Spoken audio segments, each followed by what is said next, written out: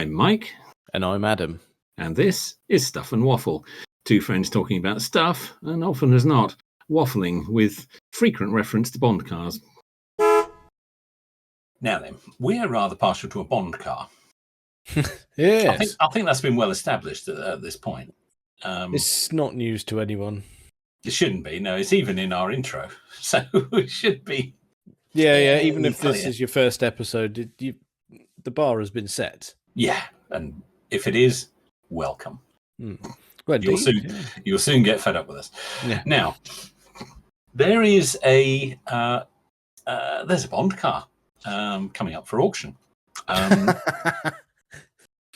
Sorry, it was on my notes as well, but please go on. Oh, you've got it too, have you? Yes, there you go. Not an actual Bond car, but a Bond car, if that makes sense. Not a screen-used Bond car, but yes. Yeah. I wondered if you might have seen this. Yes, yes, a Toyota 2000 GT. That's interesting because you say auction. I've seen it as a classified. Sorry, it is classified, not an auction. Okay, right. Quite right. I misspoke. Yes, it's not an auction. It is classified. Yes. A 1968 Toyota 2000 GT coupe, not convertible, because of course there never actually were officially any convertibles. No, that was, as we discussed, big lanky Scotsman, yes. tiny Japanese car. Japanese sports car, yes, and the two did not work together. No. So apparently two convertibles were produced, one for the film, but the rest of the production was hardtop. But yeah, one of them in the correct colour of white has come up, fully restored in 2012. Bounced around the world a bit. Did it win at London Concourse? Did I read that? On the Concourse show in London in 2022, it was the best in show. It was originally registered in 1968 in Mozambique, of all places. Yeah, that bit sort of confused me as well. Going, not what I would have guessed, but okay. Quite know how the only person in Mozambique who could have. Then it went to Portugal and has now found its way to the UK. Yes. But only one owner from new, so it's the same person's been moving it around. Oh, I didn't read that bit. Yeah, one owner. So they've obviously travelled around a bit. 43,000 kilometres on the clock. Lovely. Had a full restoration in 2012. No rust or anything like that. It's had a complete engine rebuild, suspension overhaul, and it's pretty much immaculate. Did you happen to notice the price? Yes. Yeah. It's up there, isn't it? It's a big number, isn't it? Yeah. Makes Diana's RS Turbo look quite cheap. Oh yeah, bargain territory. Yes, because that's up for not like we said, not estimates or anything. This is a classified listing of 835,000 of your pounds. Yeah, it's quite a lot, isn't it? It is quite. I mean, it's a rare car in mint condition. Yeah, but. I mean, bloody hell. Yeah. I got, and of course, on the advert, as there often is on these things, there's a little button below the price saying, finance this car. Yeah, we'll get right on that. Yeah. I'd love to fill in that form. Oh, we'll soon be cleared for that. Don't worry about that. Bloody hell. It's just... Because it was, I mean, just for... I'm sure we've sort of covered the background, but it was a bit of a collaboration with Yamaha. Yes, indeed. Not only mechanically, but they also did the dashboard veneers as well, because they came from the musical instrument arm of Yamaha. That's right, they did, didn't they? It was all kind of piano wood and things like that. Yeah. Yes, that's right. Yes, I recall that. Yeah. Yeah, I mean, it wasn't a terribly successful car in terms of sales because Toyota at that time was not known in UK and Europe the way it is now. I mean, you think of Toyota now as ubiquitous, but at the time it really wasn't. And it was going up against the E-Type Jag, which was actually slightly cheaper. And you think, well, this weird foreign brand or the British-built Jag. Yeah, I'll have the Jag, thanks. Which I know now seems ridiculous, but at the time that was, that's how it was. But they got it so bang on, didn't they? Yeah. They did. Oh, it sold quite well in Japan. It did no business around the rest of the world. It's a shame. They just couldn't get people interested in it because nobody really knew who Toyota was, and they'd rather have a Jag or something else. Because they knew that. They knew what Jaguar were. They knew what the E-Type was. So no, we'll have an E-Type. Thanks. It's kind of the same thing anyway. Although I think the Toyota, and this is controversial, I think the Toyota is better looking than the E-Type. Well, you can only do. I don't think it's fair to do a direct comparison in terms of roadsters. No. I think in terms of because the Roadster didn't really exist for the Toyota, not officially, no.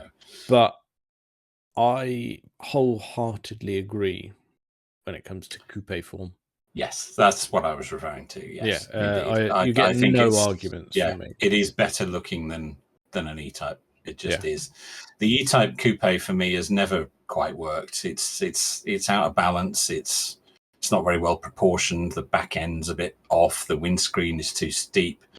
And it just got steeper and taller. It did. And it's just weird. As the marks went on, it's just like, oh my goodness, you're just making it worse. But and they did make it worse. Absolutely. The same said to be for the Roadster, to be honest, because it's only Series 1 E-Type. That's where it's at. Let's be honest. It is. In Roadster form, the Series 1 is all good. In coupe form, it started bad, I think, and it got steadily worse. And Sir William Lyons didn't like it either. He was against it. He didn't like the way it looked, and he didn't think it would sell. Obviously, he was wrong about that. But, I don't think it deserves the title of most beautiful car ever made. I just don't think it is. No, we've discussed that, and we've agreed that it's the Ferrari 250 short wheelbase. No, we haven't. You agreed that. I did, and I'm still right. I would have to say, not only is the styling just bang on, really, really like the engine. It's proper Toyota that, because it's the inline 6 2-litre twin cam. Yeah. When it comes to Toyota's relatively small capacity and twin cams, that's them sorted.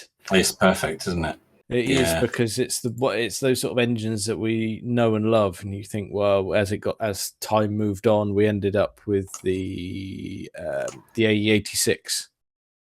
Right. Yeah. When we get to the sort of mid 80s, and we all pretend that we want to be drift people. Well, as publicized by, it started as manga and then became anime and then live action film. Initial D. That basically his was a car that was essentially used to deliver tofu. Well, it was. We're all familiar with that.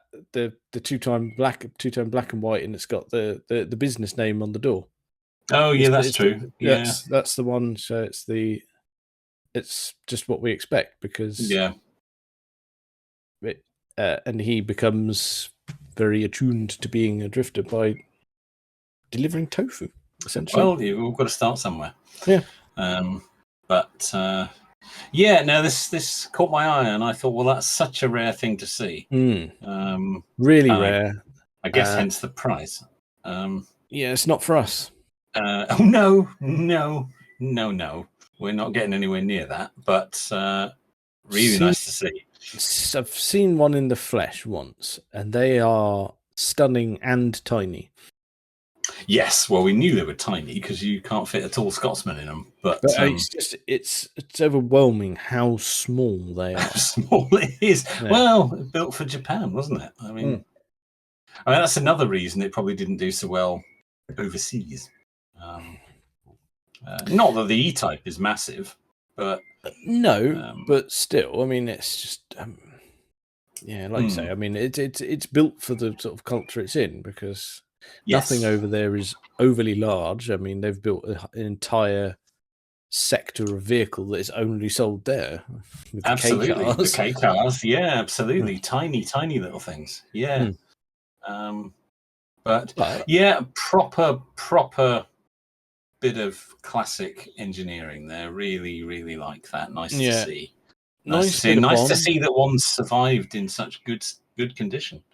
And it's reasonable usage as well. 43,000 kilometers on the clock. That's... it's been around the world a bit. It's not been one stashed. One owner from new. That's fantastic. Someone has bought with their head there. I approve of that. That's a car that they. Well, I mean, I was going to say that's a car they were going to keep for the whole life. Maybe not. I don't know, because given that it's for sale. Mind you, we don't know the circumstances for the sale. We don't. Maybe it's deceased spec. I don't know. Can you have a deceased spec car that's 6 figures? I don't know. I don't know. Is there an upper limit on it? I don't. No. That's a good point. I don't know. No, I mean, we ordinarily expect that to be sort of bargain territory, wouldn't we? But that's definitely not a bargain. I'm not saying it's your run-of-the-mill deceased spec. No. But it ticks a few boxes for us. We don't even know if it is deceased spec at all. So let's not. Well, we've essentially killed off the previous owner now, so terribly sorry about that. As far as everybody's concerned, that's what's happened. Yes, we've allegedly no facts to base that on. No. But it is nice for us because that ticks off a bit of Bond cars. Yeah. It ticks off a bit of Japan for me. Yeah. Oh, there you go. Yeah. Because you could say that this is probably where some of that sort of Japanese performance cars sort of kicked off. Oh, absolutely. Yeah, it would have done. And it would have started to get the Toyota name known around the world. Yeah, because stuff like that. Because if we think that was the car that was for sale was 68, but it was launched 67. Yeah, well, it was absolutely brand new when they were making You Only Live Twice, which was late 66, early 67. So when Eon approached Toyota for a car to use in Japan, they said, we've got this coming up, perhaps you'd like one of these. And then they realized he wouldn't fit in it, so he had to go back and have the roof lopped off. But yes, I wonder where in terms of timeline the Mazda Cosmo fits. I'm just going to have a quick Google. Oh, yes, I do not know. Because that's another sort of standout vehicle from Japan, isn't it? Oh, look at that, 67. Oh, bob on. There you go then. So maybe it was a sort of general push from the Japanese manufacturers to get into the rest of the world at around that time. Interesting. Oh, I'm going to go down some sort of rabbit hole here of trying to figure out. Right. Let's also check the lesser known. I mean, because they did. We're all very, very sort of attuned to the Nissan Silvia. We are a bit, strangely. Yes. It's not a car that's readily available here, but we all get a bit excited about it. But its history can be traced all the way back to the 60s. Oh. There is... Oh, here we go. Right. 1965. It perhaps doesn't have the full sporty credentials of the Toyota, but you can see them at that sort of era. Everyone's trying to have a go, aren't they? Mm. I think that trying to push into the rest of the world at that time. Yeah, I think so. An untapped market for them. But like you say, it seems silly to say now that people would rather have bought the E-Type than the Toyota. They just didn't know who Toyota were. What's quite interesting is, because if we do a bit of Googling on this, you go, actually, of all of these that popped out, you go, yeah, all right, you're not going to get an original Silvia or a Mazda Cosmo for cheap, but it ain't going to cost you 800 odd grand. Yeah, there's cheap and then there's cheap. Yeah. And that is neither. But I guess it's the rarity of it, isn't it? You just go find another one. Well, that's true, because you think, all right, the 2000 GT, yes, it spawned other Toyota models a bit later down the line, but the Silvia and the Cosmo actually continued. Yeah, that's true. Whereas the 2000 didn't. Yeah, because they did chug into the 70s, which was not kind to some of their designs. No. I mean, the Silvia sort of started strong with a nice sort of classic looking thing, had a big old dip of not so good looking, and then bounced up the other side. And now you can't get them for love nor money because they've gone out of our reach, obviously. They have disappeared.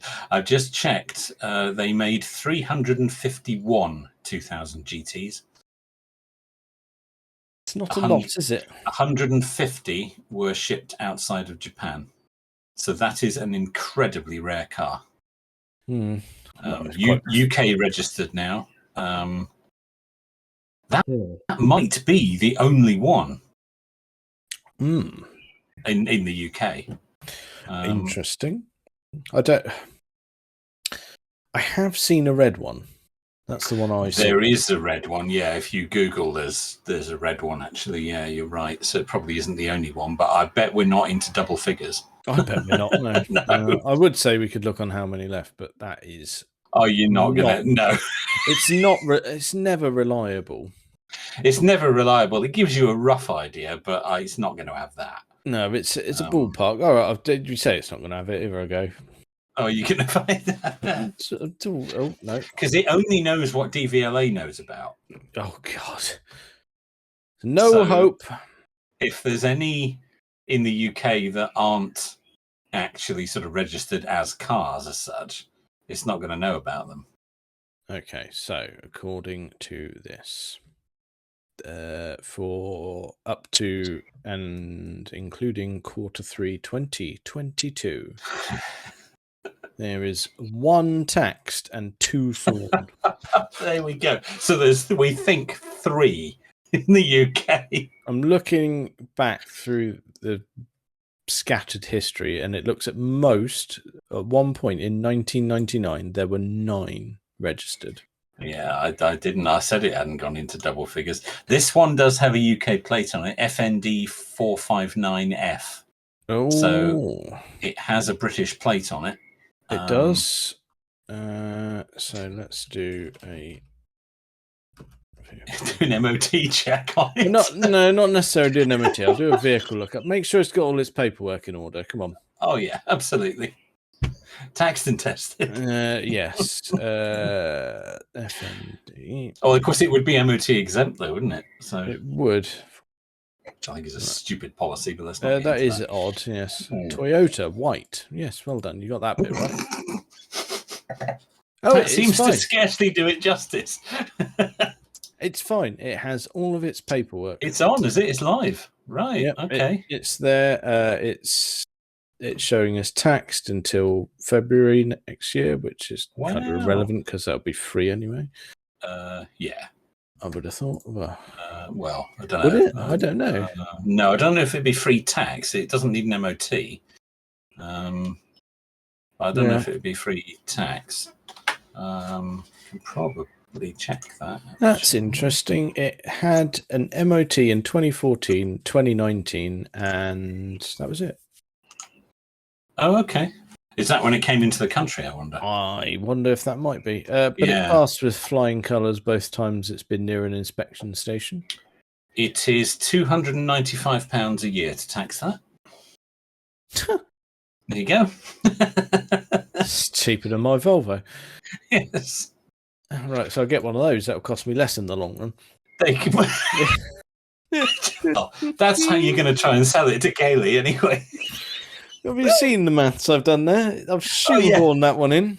That's beautiful, that is. Yes. That is. It's cheaper to tax than the Volvo V70. Well done. If I plot that on a graph but neglect the scale of time along the bottom... What, and the fact that you're going to be dead for 10 years before you've even paid off half the finance. Don't complicate it. Oh, dear. Right. Shall we, while we're on... That's exempt. Ideal. Oh, perfect. Pop into the heart of London. Oh, yeah. Yeah, you park that anywhere. There you go. Well, we've done that one to death, I think. Yeah, that grew legs. Let's have a little catch up from last week. I say we. You speculated wildly about what Phil would look fabulous in. I did. He's very cross. Unamused. He doesn't want a marina estate. He doesn't want to be seen in one or associated with one. No, you were right about that. I called you. it. Yeah, you did. You called it that he would not. No, indeed. But he did give us his choice for that particular question that we were answering. Oh, he did, didn't he? Yes, he did. He actually specified. He said he did. That he would like a Triumph 2000 estate. That's a discerning choice. It's a choice that I'd neglected to think about, if I'm honest. I hadn't thought about that. Yes, I must admit, I'd sort of forgotten about the Triumph 2000, not the Toyota 2000. No, you're not having it. We've moved on from that now. Obsessed with it now. I'm still. I mean, while I admire it, and I'd be hankering for a go if he got one. I think I'm going to stick with Madolli Sprint. Oh yeah, me too. I'm going to stick with my Montego. Yeah, that's a little bit old for me. The 2000 Triumph 2000. That's going back a little bit too far for me. I'm not interested. You don't want to pop yourself behind the wheel of that? Perhaps some string back driving gloves? No, I saved those for the S-Type. Oh yeah, we're going to have to get you some of those. Yes, you are. We're going to go full partridge on it and go. Oh yeah, absolutely. Better purchase on the wheel. Yeah. Yes, exactly. There's endless fun with that, but a discerning choice from Phil. I think. That's good.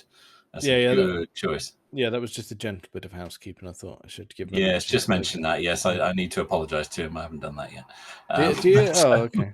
I probably don't. Well, I sort of apologise every time we mention anything. Just every time, just every TV episode, or movies. But so far, we've mentioned a bit of Bond, but he knows what that is. Yeah, I don't know if he's watched You Only Live Twice, but no, he won't have. No, probably not. But nevertheless, he will be familiar with the car. Yes, that's fine. Can I take us to China? Yeah, if you like. I mean, I'm not actually. I'm not buying you a plane ticket. I was going to say. I mean, my passport is in date. So's mine, but yeah. No. I didn't mean that. I meant in an automotive news sense. Oh God, are we any Trump cheese jokes or anything like that? No Trump cheese. Okay. Or whatever they are. The Roe, I believe. Roe, that's it. Yes, yes, indeed. No, none of that. No, I would like to talk about a new offering from MG. Okay, yeah, that classic Chinese mark. Yes, they are now.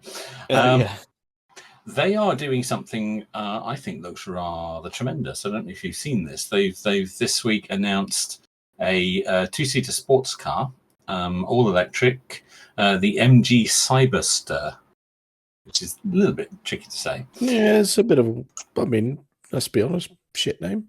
It's not a very good name, and we don't know that much about it yet, but we know a few bits and pieces. Allow me to just furnish you with a link so you don't have to go. Yeah, please do. I mean, I've about. looked at pictures of it. Excuse the beer; it's required. Yeah. But yeah, let's have a bit more.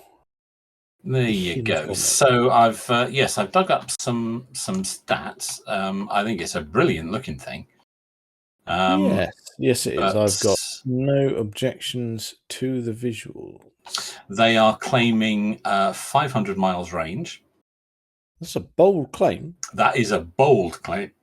That puts it ahead of anything currently from Tesla, even. So 500 miles range, price tag of approximately 55,000, which puts it head to head with Jaguar F-Type and Porsche Cayman. So an interesting part of the market. Yeah, I mean, it's reasonably competitive part of the market because... Well, it is actually, yeah. You've without being too judgy and just going, yeah, I fall into the category. Then what? It's right in that sort of ballpark of going, at someone of a certain age. I'm not saying midlife crisis, but we're all guilty of it. We are. Just going, but I mean, yeah, I agree entirely. It looks great. I think it genuinely does. It looks brilliant. Yeah. A little bit of F-Type in the styling, particularly around the rear haunches, I thought. Yeah. I mean, full on rear end. That's all them. That's full on. That it is. Yeah. So we're going. No, I think it's a really good looking car. They need. I think that will do well at that price point. I think that will do well. Yeah. When are we expecting such a thing to appear? This year, I believe. Bloody hell! Yeah. Quick. Yeah. They're not fannying around, are they? No, they're not. And if it really will do 500 miles range, that is class leading. Yeah, that'll blow everyone out of the water. To be fair, it will. It will. Well, until the Tesla Roadster comes along, but that's not probably going to be till 2025 now. So no, they're focused on well, actually, very good. They're focused on being tits at the moment. I wondered how you were going to segue into that. Yes, they've done a very silly thing this week. Yes, very silly. But yeah, for context, just in case, they've taken it upon themselves to stop selling right-hand drive Model S and Model X in the UK. Worldwide, actually. Well, yeah. I mean, we're in the but it's the bit that counts. That's where we'd buy anything. Indeed. Yeah, they have. But yeah. You're not putting yourself out. You've already made all the gubbins to do it. What's the point in stopping? Don't understand. They've been making right-hand drive S and X since 2012. I don't know why they've decided to cancel them, but not only have they cancelled it, there are people that have been waiting nearly 3 years now for one, who have just had an email saying, "No, it's cancelled. Here's your deposit back."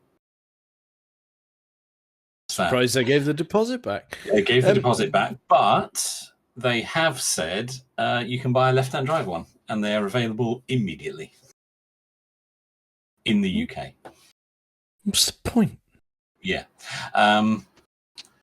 A few people, from what I'm reading on the owners group, a few people have gone for it. Most haven't. Oh, yes, I forget you're still in there, aren't you? I am. Go discussed... on, say it. Go on. I know you want to say it. Go on. Sorry, it is. It's like a tick now. I'll just sit here shaking if I don't get it out. Cuckoo. So there you go. I'll be back. Yeah. Yes. I'm better now. Yes. I knew you needed to get that out. It's fine. You got to do it. I mean, you just think of it like a car with a turbo. It's just a bit of a dump valve. If you've said it, it's I've spooled up. I need to release. You do, otherwise something could snap. Yes. Yeah. So what I read there is that a few people have gone for it and said, "Yeah, I don't care. I'll have a left-hand drive one. I'm not fussed." Most haven't. From what I'm seeing, Porsche have done quite well on Taycan orders this week. Yeah, that'll do it. Yeah, it did. You can go to that showroom and go, of course, sir. Well, or madam. Of course, we offer a car with the steering wheel on the correct side. The correct side for your country. Yeah. Yes. So, and bear in mind, of course, you can legally drive a left-hand drive car in this country. That isn't the case for all right-hand drive countries. No. Australia, for example. I drifted into the accent there. I don't know if you noticed. Yeah. Oh, bonza. Struth, mate. I can't get a right-hand drive one. Sorry, I do apologise. Oh, good heavens. Then goodbye to Australia.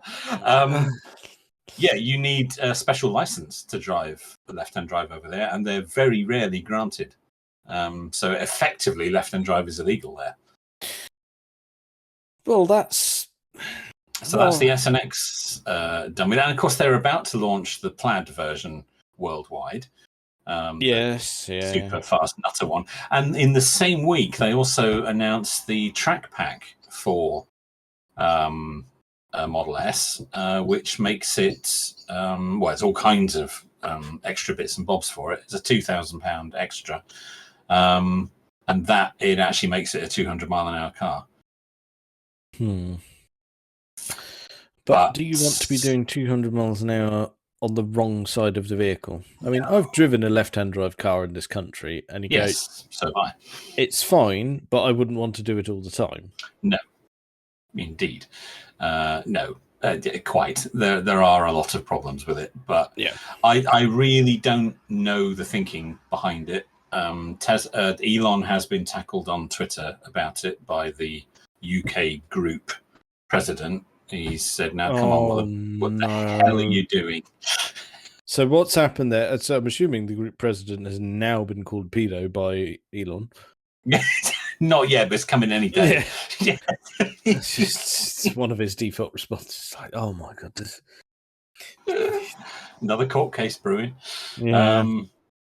He has pointed out that the UK club is losing members because people are going off buying other makes now that you've told them the car they've been waiting for 3 years now isn't coming.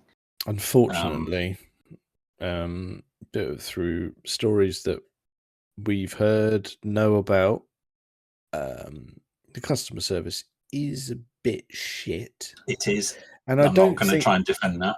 And I don't think they really give a toss because they go, all right, some people in the UK aren't going to buy it, but they'll still lap it up in other countries. Well, this is the thing. And they'll go, well, mostly people will buy a 3 anyway or a Y. And you go, yeah, they probably don't care. Some will. I mean, some will.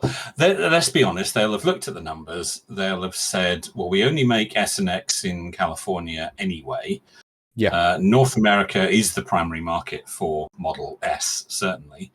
We're not selling enough in right-hand drive markets. It isn't worth our while to keep making them. They'll have done the sums.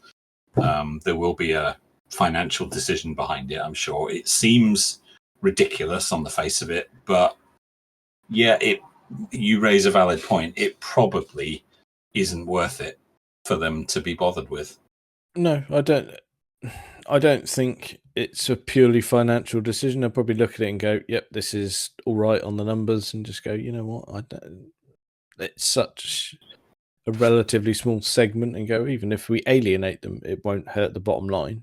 It won't hurt the bottom line. Most people will carry on buying 3 and Y, which are already selling in massively more numbers than S and X ever did. And you've still, like you said, you still had a handful of them going, oh, just have a left-hand drive on. Going, God, insert brain before parting with cash. Some people have gone with it. There's people who've written on the group this week saying, yeah, I don't care. I'm going to have a left-hand drive on. Yeah, fine by me. I don't care. Whatever. So, Yeah, some people have just gone with it. The Tesla grasp is strong, I'm afraid. It is. Sometimes for the wrong reasons. Yes, it is. That is a case in point. That is a case in point that they've kicked you in the danglies, but you're just going to go with it. That's fine. Yeah, have another go if you want. Yeah. Allow me to adjust myself some of the perfect height for you to kick me in the bollocks. Yes, exactly. So it's all very strange, disappointing as a former owner of a right-hand drive Model S.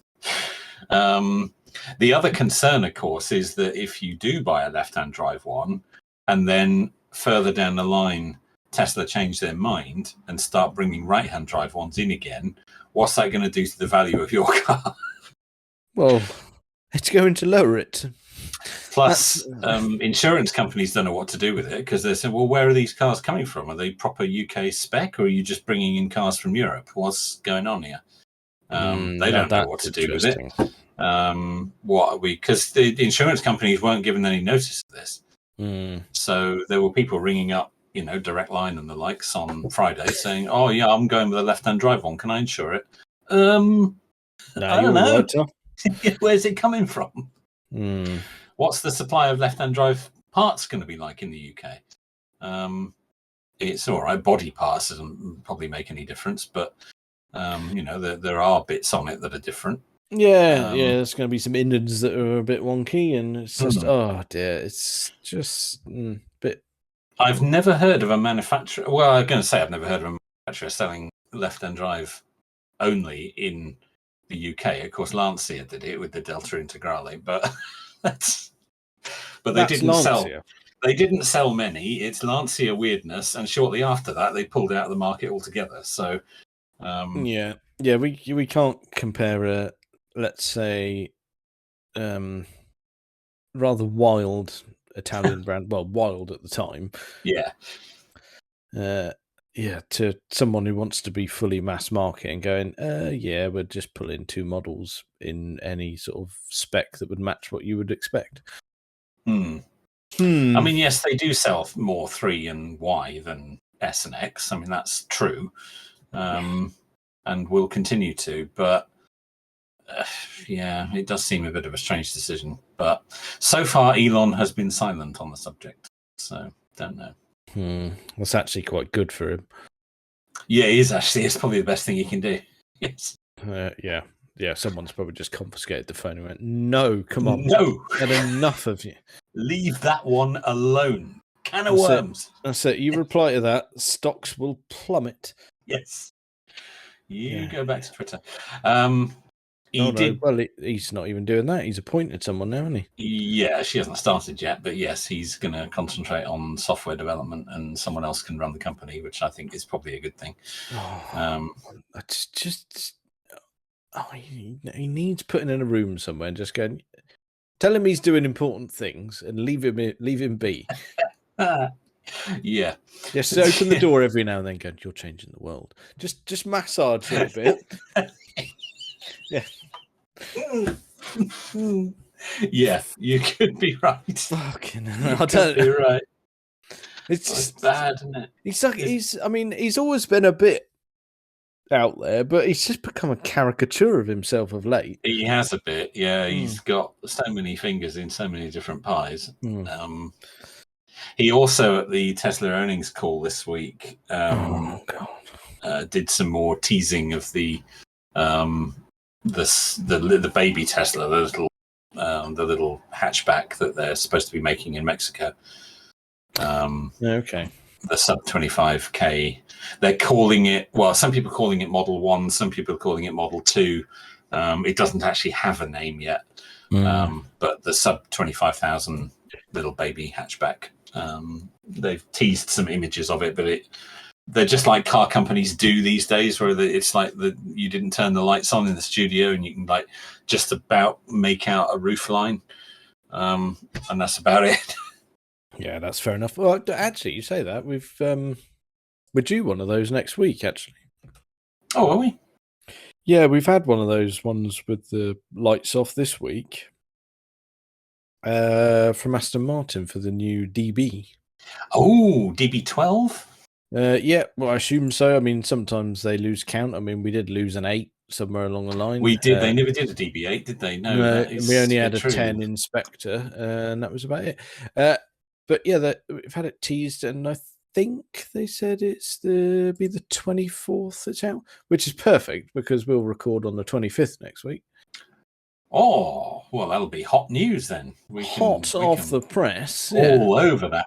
There was some Aston Martin news this week. I noticed that Geely have increased their stake in Aston Martin this week. Yeah. Oh, yeah. I mean, I tell you, we're all over the Chinese automotive car news this week. Oh, well, just as it happens here. Oh, yes. Yeah. I mean, everyone's just glued to their listening device going, oh, this is your hot topic this week. This is the only place you need to come for your automotive news. Let you be in no doubt about that. We are on it. Yes. Yeah, it's riveting as well. I'm going, I wonder what percentage they increased it from and to. Oh. I can tell you that information, but I don't need to. I don't need to. No, do it. Come on. I want to know now. They have they now have 22%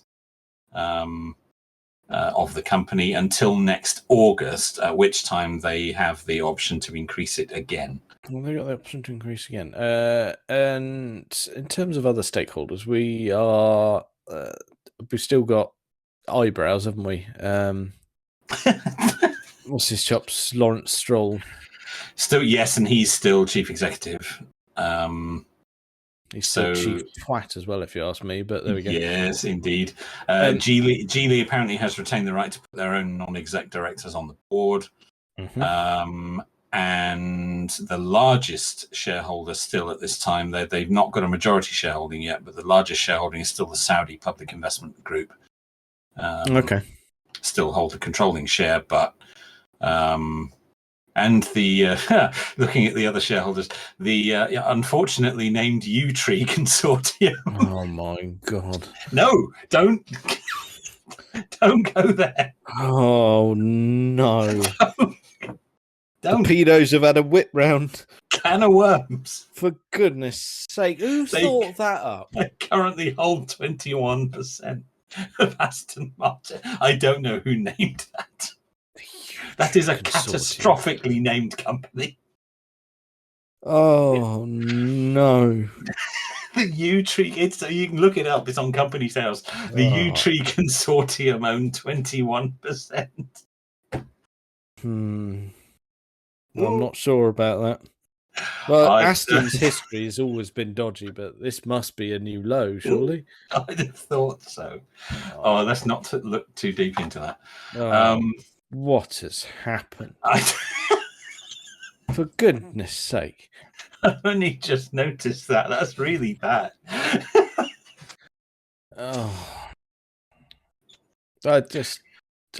One Google would have done it. I know. Just this name has been used before, you know. And it wasn't for car manufacturing. No, it was not.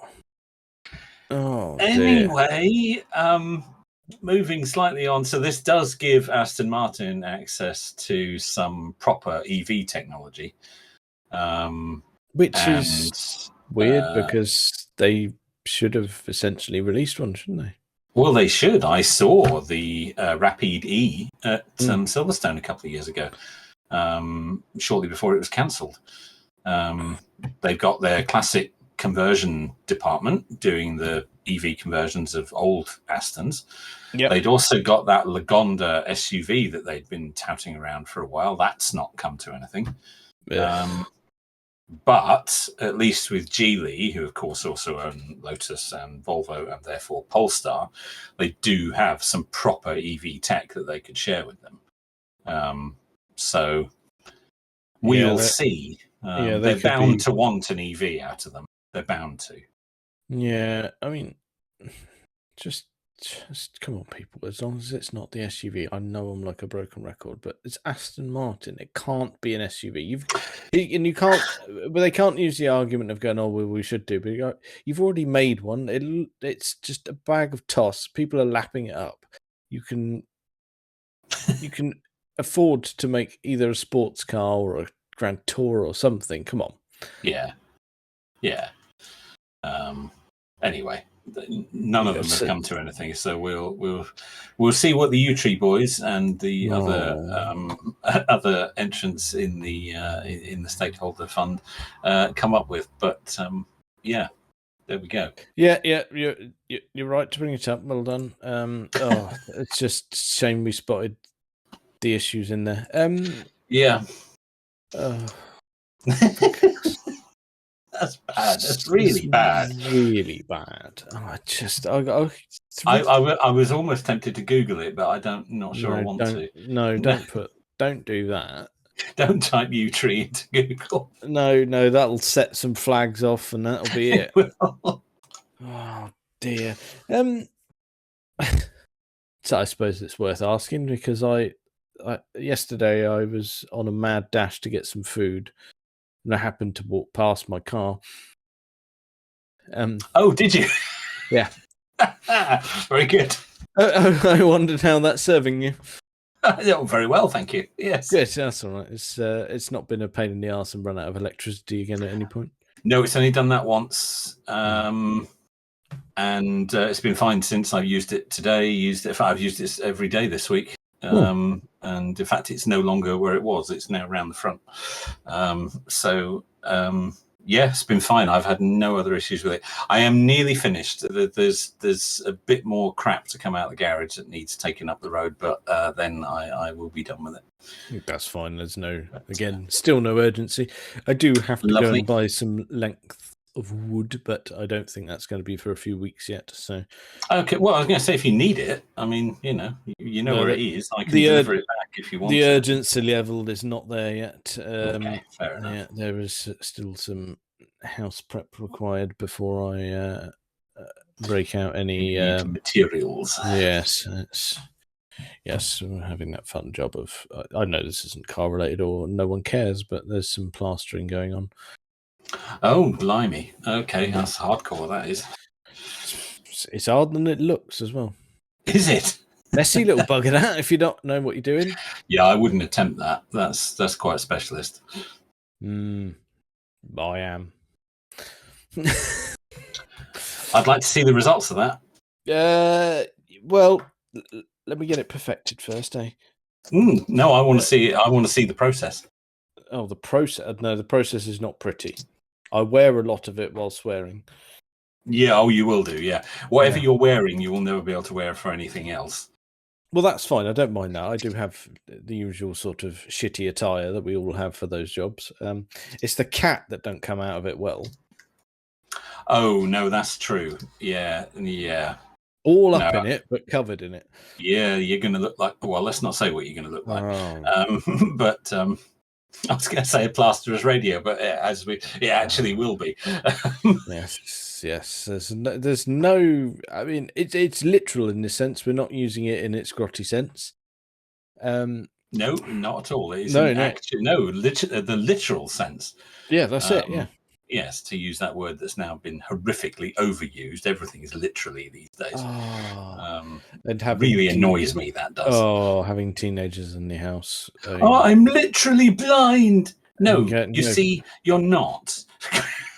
And we keep having this conversation and just go, right, can we not just assume from now on that everything is literal unless otherwise said? Yes, unless otherwise stated, we will assume a literal state. Yes. It's just it drives you. And if we're on Grandad rants, please. Inserting the word "like" 15 times into one sentence. Oh, Sam started doing that. Oh, so totally like. Oh, what? Oh, just. Well, it's all going very SoCal over here. Well, I would suggest ample punishment. Take the fuse out of the plug for his computer. Oh, yeah, beautiful. Yes. Yeah. Yeah, I'll do it. All intents and purposes, everything looks as it should. Yes, it just won't work. Yeah. Yeah. So there you go. That's good advice. Solid advice, that. Yeah. That is, yeah. I mean, we've gone down the rabbit hole of doing horrendous things just to wind them up. I mean, you and I are quite of a tech background. Yeah, I think people have probably cottoned on to that. Probably grasped that. Yeah. So much so that the kids are wise to being blocked on the Wi-Fi. Yes. However, if they see the symbol on their device, they assume all is well, and then will try and blame it on something else. But what they don't realise is that if they're doing something they shouldn't, and I wish to inflict a little bit of life lessons on them, shall we say. I'm more than happy to adjust their Wi-Fi profile that I have on our network. Bandwidth gone. That's right. So it looks they get the nice little Wi-Fi icon with full signal. However, they're getting 2K. Nice. Oh, lots of progress with that. Yeah, it's a textbook. That one really gets the venom flying about. That one. Oh, angry little people, aren't they? Oh yeah. Yeah. That'll kick off.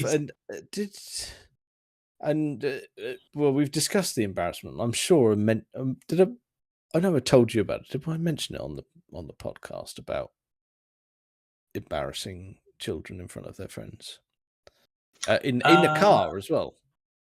Oh, I know what you're referring to. I don't think we were recording when we talked about that. No. Yes, there was the unfortunate incident where one of my daughters pointed out, "Oh look, there's my friend," as we were driving past. Fatal error. Dreadful mistake. Classic mistake. So, Spotify was going on in the car anyway. So, a couple of quick taps. Dirty drum and bass at incredibly high volume with the windows down. Nice. Have you ever seen a teenager disappear into a footwell? Oh, sunk right down in there. Yeah, yes. Yeah. As we drive past, as I'm sort of nodding my head as if I am nothing but a drum and bass god. Or drum and bass, as I think. Or drum and bass, yes. Pronounce it, yes. Yeah, so that's just a bit of fun.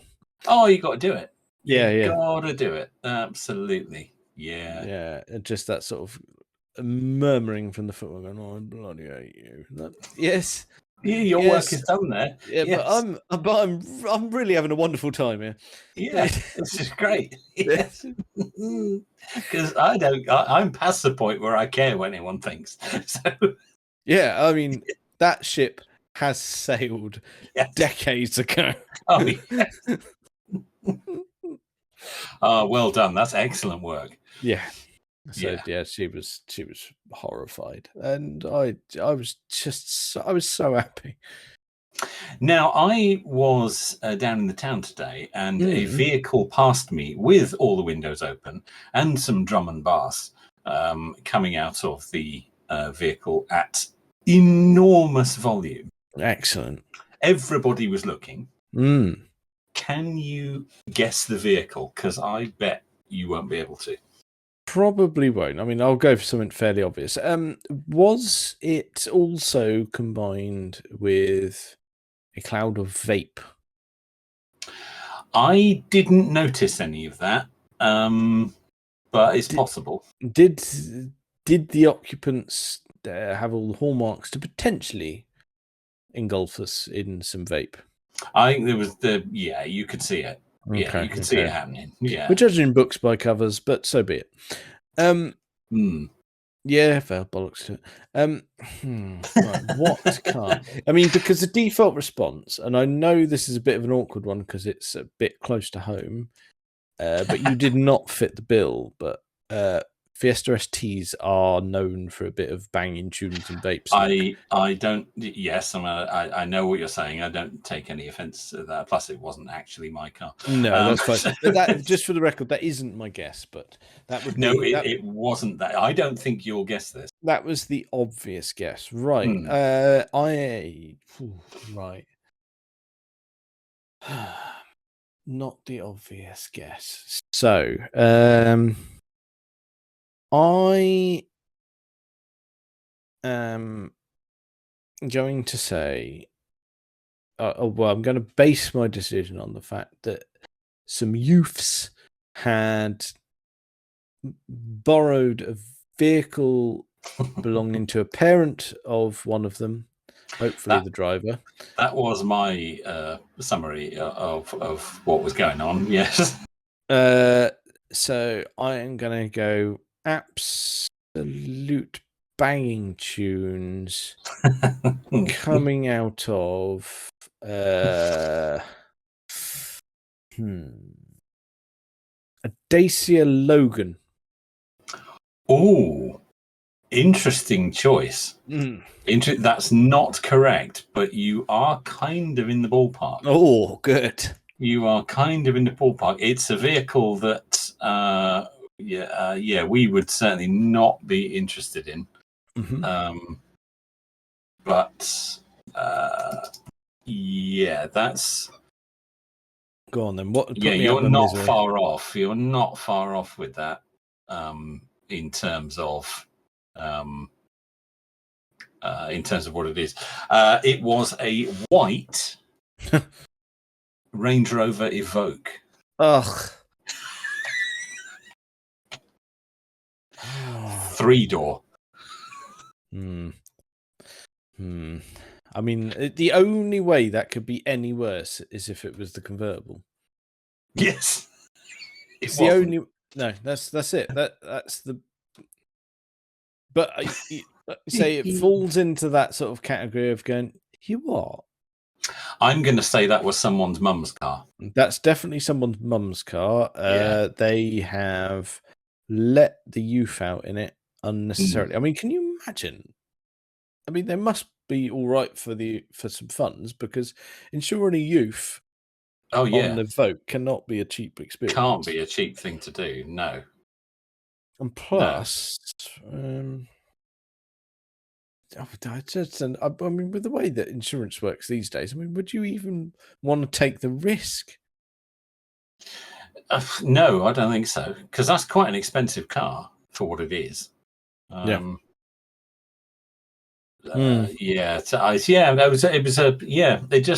It struck me. It was a bold choice, that. Yeah, I mean, a shit choice. Let's be fair. That falls... a fairly pointless vehicle. Yeah. Yeah, I mean, we can directly blame Victoria Beckham there, can't we? Yeah. Yeah, I mean, James. She had a hand in that. Yeah. Yeah, James May praised her on Top Gear, but I think actually she needs to take sort of a large portion of the blame. Actually, he really liked the Evoque, didn't he, when he reviewed it? Yeah. Part of me wants to say it was in Las Vegas. It was in the States, yeah, because he drove it in the desert, didn't he? Drove it in the desert, didn't he? Then end up at a casino and picked up a Cher lookalike. Yes, he did. Are you a bloke? Yeah, well, that was it. Yes. That's just. Yes. Again, that is valuable brain space taken up with. Oh, it is. Why do we know that? Of Top Gear knowledge of going, well, it's not an episode I'm probably ever going to watch again, but yet it's still in there. I don't recall it was an episode where anything particularly interesting happened, yet we know it. That's very worrying, that, isn't it? The intensity in which we watched all those is a bit worrying. Well, is it? Yeah, it is actually. Yeah, it is. Yeah. There's no way you're going to make that fly. It just no, I can't. I was trying to put a good spin on it, but I got nothing. No, we're deeply disturbed individuals, and there's no point in hiding it. Oh, right. Well, there we go. That's like a full stop to the episode. There you go. I think so, and also the episode title. Yeah, it was deeply disturbed individuals. Oh, Yes. I'm terribly sorry about it. Well, that's why people seem to come back to it. I don't think anyone's under any illusions about that. I think that's what they like. That's why, podcasts are very popular at the moment, because people like to listen to, these sort of conversations from the sort of people that they would secretly like to be friends with, but in the real world just can't be. And I that's my take on it anyway. I think I'm on it there, don't you? Yeah. Let's not pick away at that, shall we? That'd be a mess. I mean, we're trying to befriend everyone here. I mean, you did. You put Australia back in their box tonight. Oh no, I didn't. Yeah, actually, knowing that we have some rather devoted Australian listeners, I just name a few again. I'm so sorry, Fred and Rach. I'm terribly sorry for his accent, and I think I did one too. You did. We both did it. Oh God! Right, I don't know who you are, but I'm sorry too. Yeah, it was meant to be funny. Yeah, we missed. Oh dear. Right. Yeah, deeply disturbed individuals. Need we say more? Well, I think that's probably enough of that for this week. Check us out on all the various social medias and things. Thank you very much for listening.